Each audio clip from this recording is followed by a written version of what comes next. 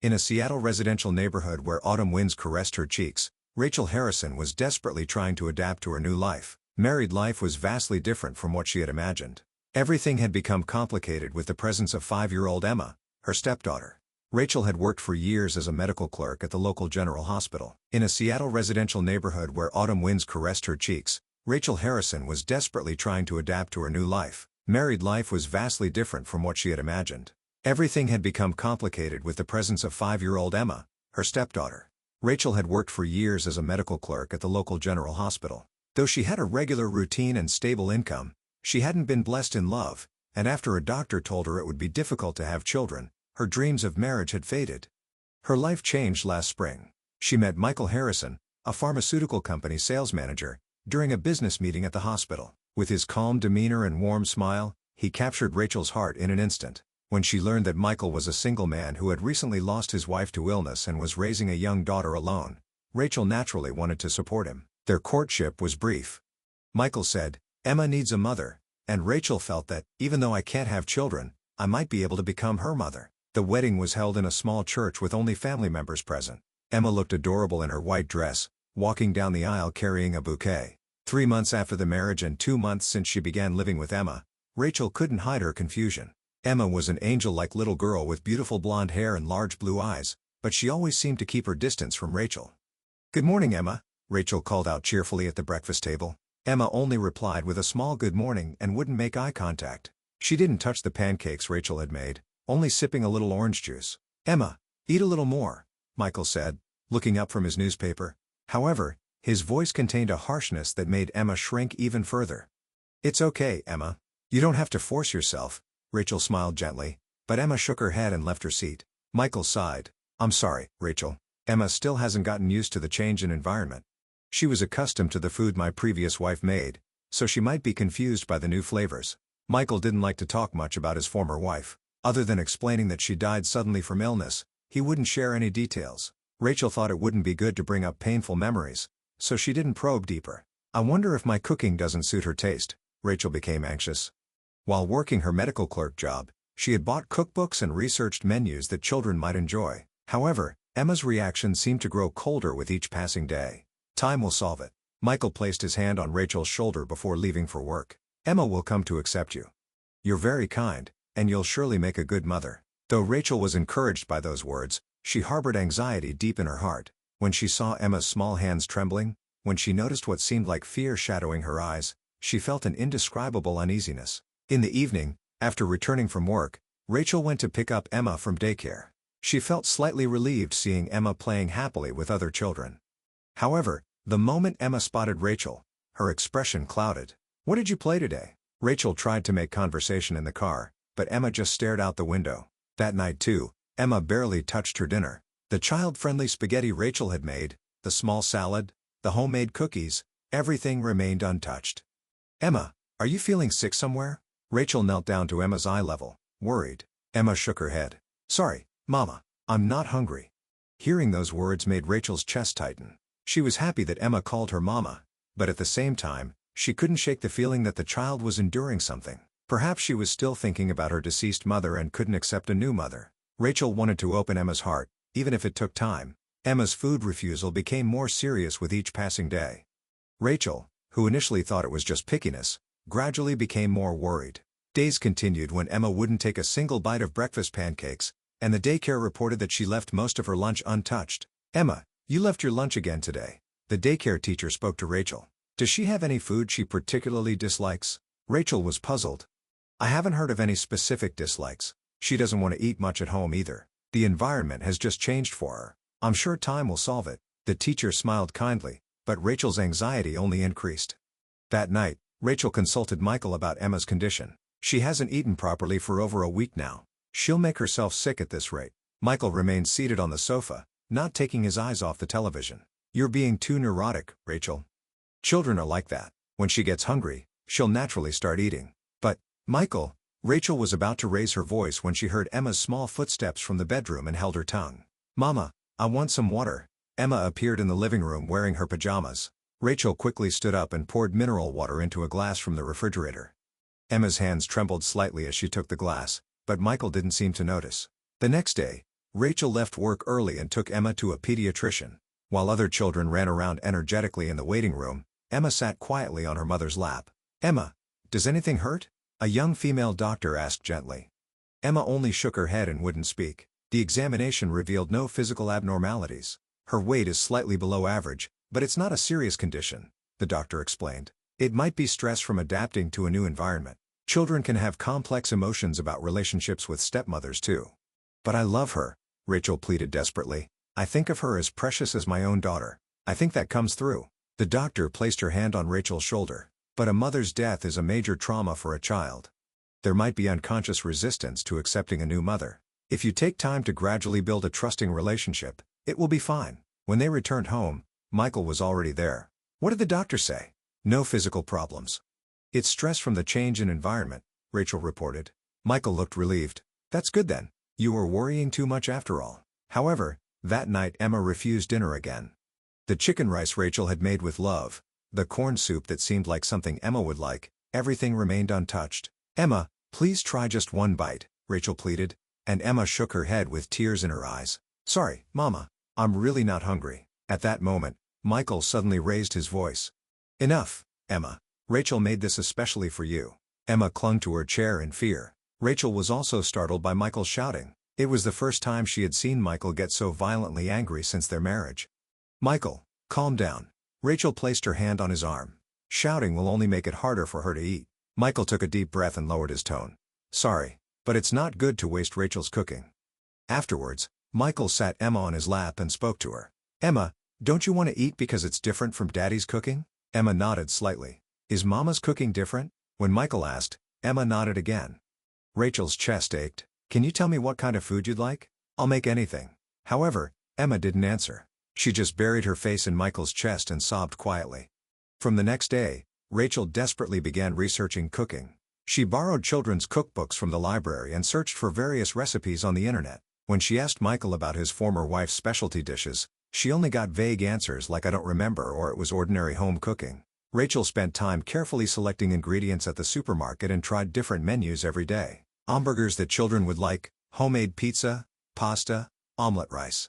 She made dish after dish that looked cute and was nutritionally balanced. However, Emma's reaction didn't change. No matter how delicious the food looked, Emma would say "sorry, Mama" and refuse to eat. A week later, Rachel was exhausted. Days of getting up early to make lunchboxes and trying new recipes after returning from work.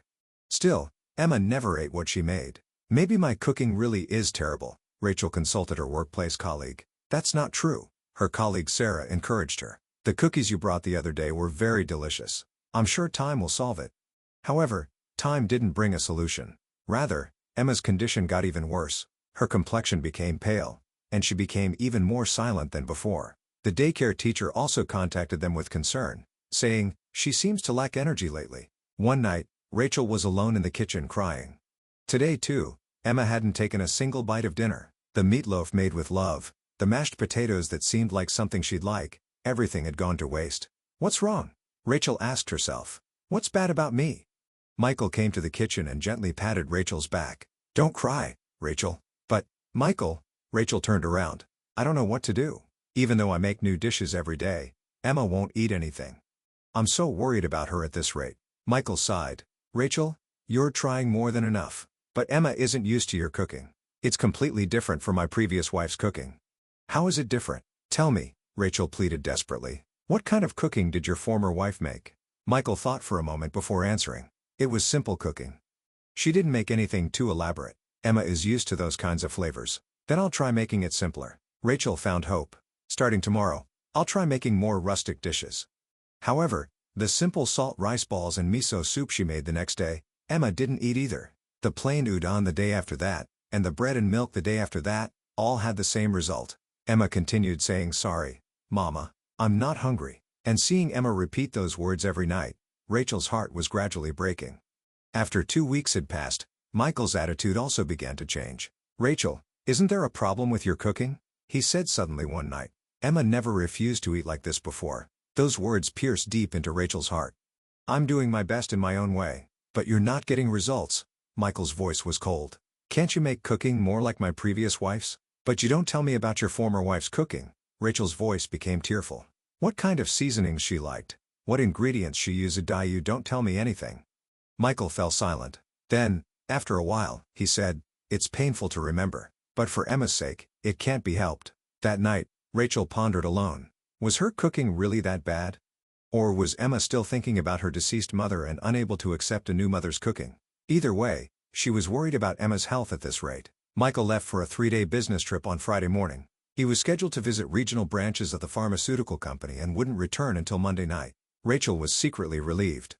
Michael had been in a bad mood lately and often blamed Rachel for Emma's eating problems. "Take care." Rachel saw Michael off at the front door. He pulled his suitcase along and got in the car without looking back. Emma watched her father's car from the window, but when the car disappeared from view, she showed what seemed like a relieved expression. Rachel noticed this change but didn't have time to think deeply about it.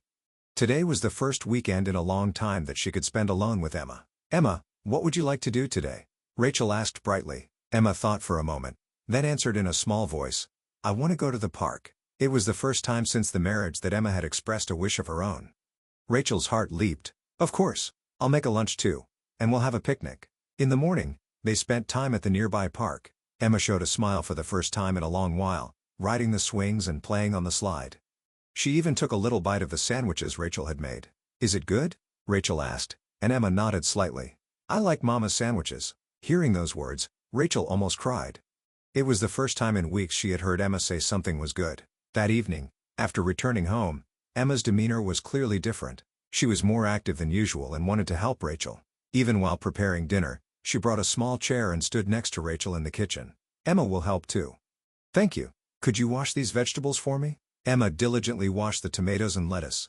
Watching her, Rachel felt happy. This might be what real parent-child time is like, she thought. However, when dinner time came, Emma's expression clouded again. She stared at the food Rachel had plated, her hand holding the fork trembling. "Emma, are you okay?" Rachel became worried. Emma shook her head.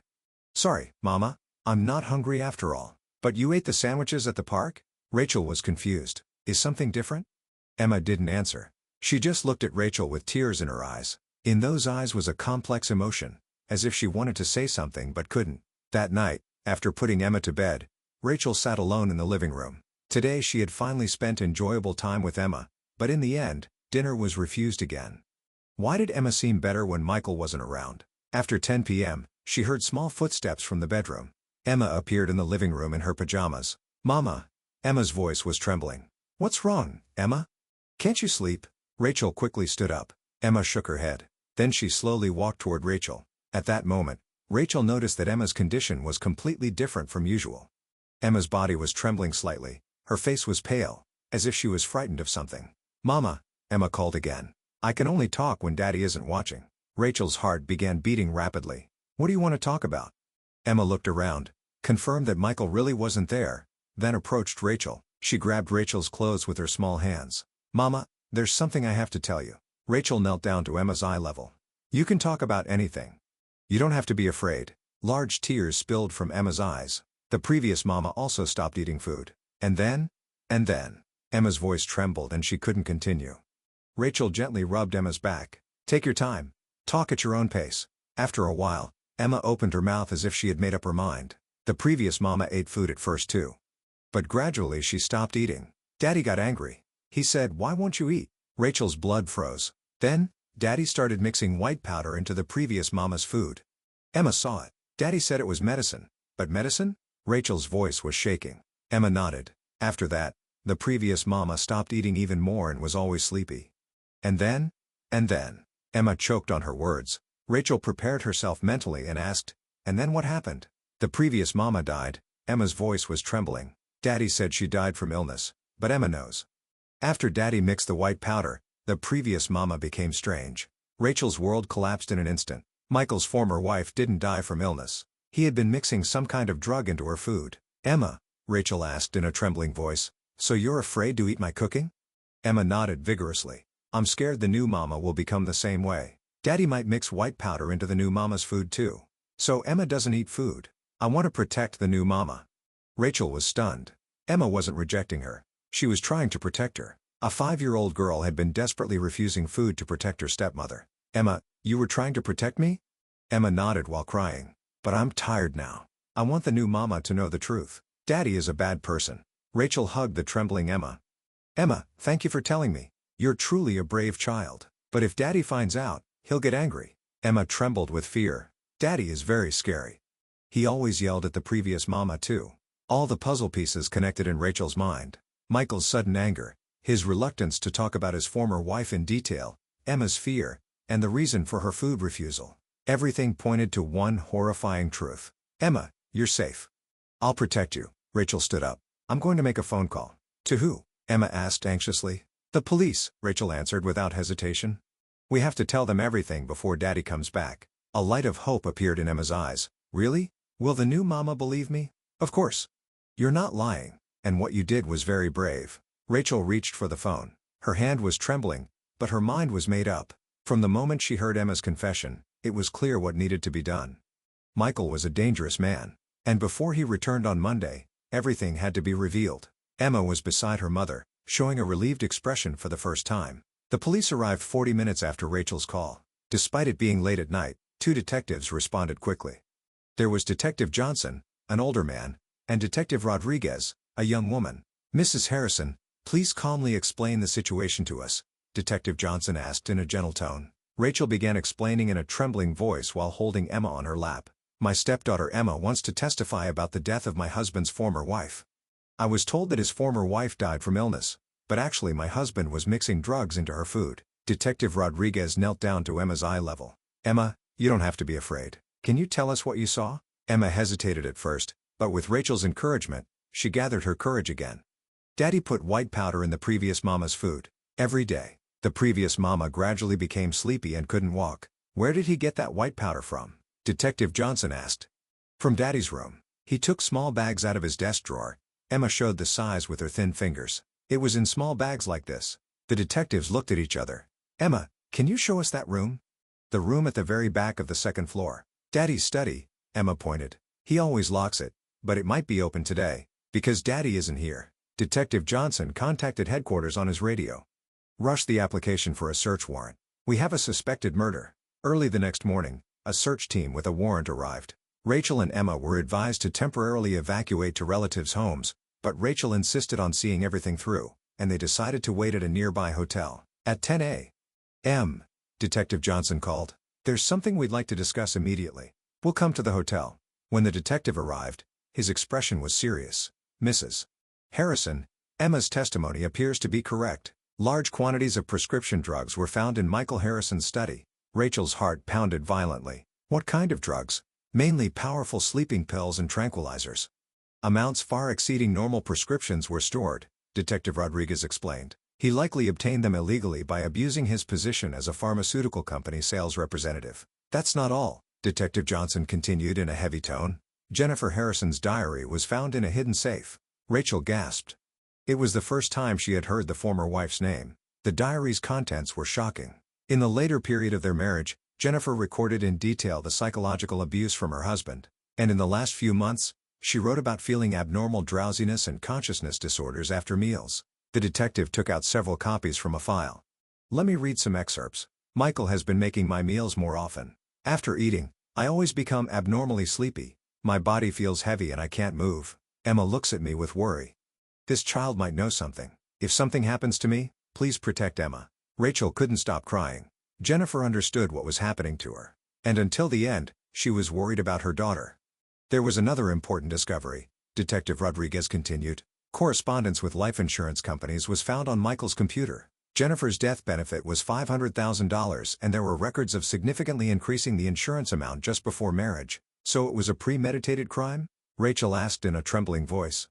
That possibility is high. Furthermore, it was discovered that he had taken out similar life insurance for you.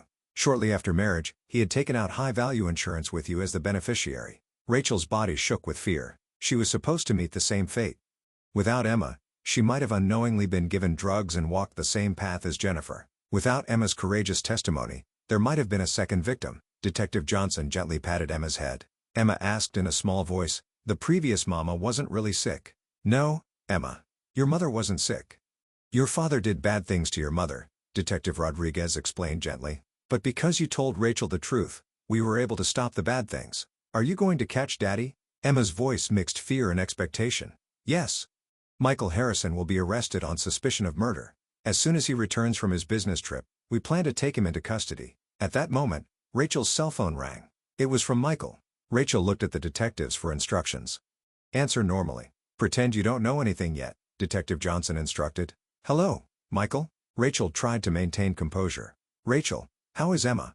Is she eating?" Michael's voice was cold as usual. "Same as before. She's still not eating much," Rachel lied. "I see.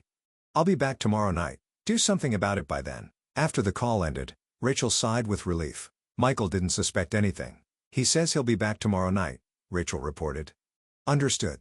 We'll wait at the airport," Detective Johnson nodded. "Until then, please stay somewhere safe." That evening, local news reported Michael Harrison's arrest. The headline "Pharmaceutical Company Sales Manager Arrested on Suspicion of Wife's Murder" appeared on screen. Rachel sat on the hotel bed with Emma, watching the news. Emma had a complex expression. "Emma, how do you feel?" Rachel asked gently. "I was scared of Daddy, but he was still family." Emma teared up. "But when I remember the previous mama, I think Daddy is a bad person." "Emma, you did nothing wrong." Rachel hugged Emma. "You were very brave and did the right thing. The previous mama would surely be proud of you too." "Does the new mama hate Emma now?" Emma asked anxiously. "Not at all." Rachel shook her head firmly. "You saved my life. And you revealed the truth about the previous mama too. I love you from the bottom of my heart, and I want to be with you forever." Emma showed a genuine smile for the first time. "Really? Really? We're a real family." That night, Emma slept soundly for the first time in a long while. Released from the secrets and fears she had carried for so long, she could finally sleep peacefully. Michael Harrison's trial attracted great attention locally. Charged with illegal drug acquisition by abusing his position at the pharmaceutical company, continuous drug administration to his former wife, and premeditated murder for insurance money, he continued to deny all charges. However, faced with Emma's testimony, Jennifer's diary, and physical evidence, the jury's verdict was clear. "We sentenced defendant Michael Harrison to life imprisonment for first-degree murder." On the day of sentencing, Rachel sat in the gallery holding Emma's hand. Emma was nervous but bravely stood at the witness stand until the end, continuing to tell the truth. When the verdict was read, Emma sighed quietly. "Is it over now?" Emma looked up at Rachel. "Yes, it's over." Rachel smiled gently. "You don't have to be afraid anymore." During the trial process, Rachel had been proceeding with procedures to become Emma's legal guardian. Michael's parents had already passed away, and Jennifer's parents were elderly and unable to provide care. Most importantly, Emma herself strongly wanted to be with Rachel. "I want to be with Rachel, Mama," Emma repeatedly told the family court investigator. 6 months later, the formal adoption was completed. That day, Rachel and Emma made a small celebratory meal together. For the first time since Emma had begun refusing food, they enjoyed cooking together.